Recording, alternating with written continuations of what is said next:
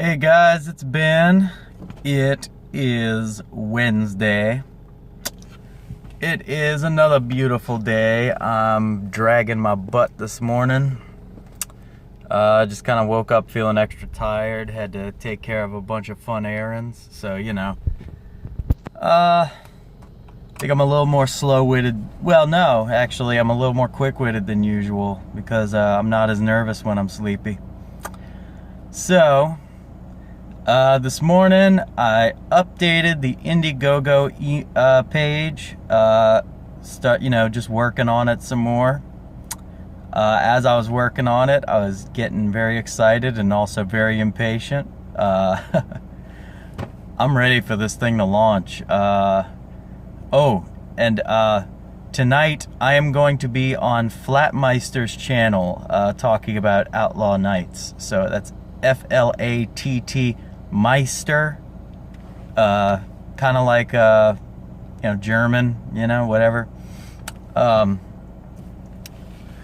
Flatmeister's YouTube channel. I am going to be on it. So, yeah, I'm going to be talking about the project. Feel free to tune in. See me make a fool of myself in public once again. Not a problem right here. Okay. And, entertainment-wise, I saw a video from The Quartering.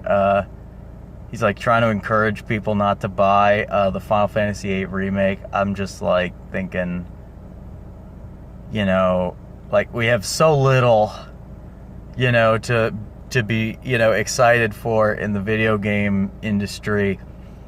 I'm in the boat of I'll take, I'll take it, the 8 remake, it really, the only cosmetic changes that, he did like a 20-minute video on, railing against. This was like the first video from The Quartering. I was just like, yeah, no, this is BS. Like, stop. And it was, it was the fact that they're focusing in on slight, ever so slight wardrobe changes to Rinoa and to Siren, and it's so minuscule. It's not real. I wouldn't call it an issue at all. There was only a slight alteration to Rinoa's undershirt, but it's barely noticeable. I didn't notice any of this until The Quartering freeze framed the shots and all. I didn't even notice. I didn't care. Siren, her whole thing, they added a little extra frill on her, I guess, fishy mini skirt to kind of cover up her bush. Apparently Jeremy was not pleased with the fact that they were covering up her bush. I thought, this is a non-issue. This is not an issue at all. Compared to all the other reboots and remakes we're seeing nowadays, where we got these radical changes being done to characters, and we're I think the one, the big Final Fantasy issue that I can see having a problem with is what they did with Tifa and her bust size. Just because that sends all kinds of stupid mixed messages. But I mean, it's not a deal breaker for me. It's not. I don't understand this hardline activism on both sides of the cancel culture debate. I'm a fan of people being able to speak their mind, and I'm a fan of people being able to respond and speak their mind. I'm a fan of showing enough artistic integrity to not cave to too many demands.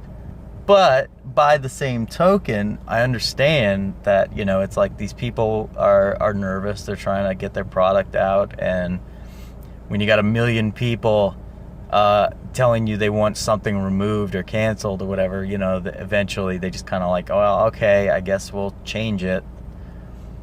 But in terms of dramatic changes, Final Fantasy VIII basically has like none. It's the same game, just done up with some better graphics, and those two very slight, like what happened with Rinoa, I wouldn't even call that censorship, because I mean they barely, like, her shirt was like down here and they kind of raised it to like here.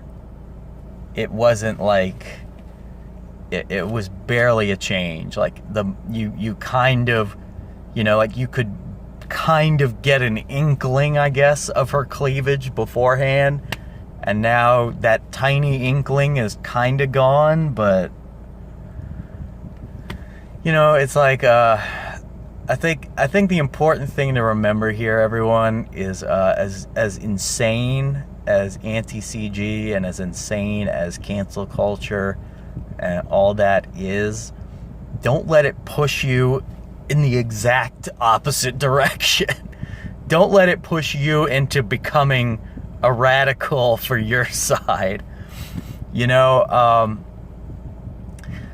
the biggest thing here is freedom, understanding, open-mindedness.